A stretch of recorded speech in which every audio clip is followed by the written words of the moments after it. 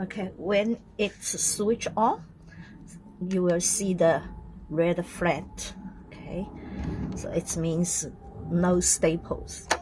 Then put the staples in.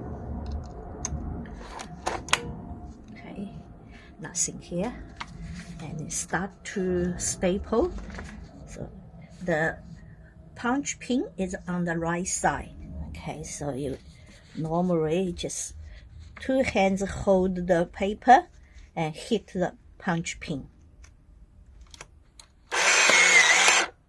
1, 2, 1 cycle by 1 cycle.